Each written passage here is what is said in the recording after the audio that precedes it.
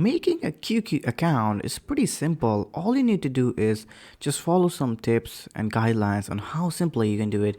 All you need to do is first download the app on Play Store, and if you're on iPhone, iOS, just simply go to the App Store and just download it.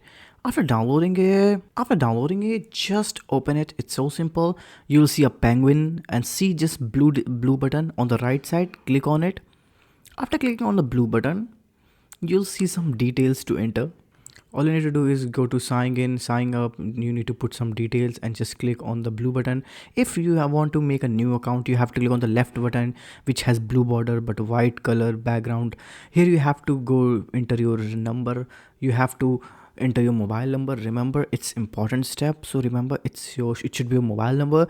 And remember the country code of yours. If your country code is different, then make sure your country code is definitely correct, because this will verify your mobile application. After putting the right country code and right number, click on the blue button.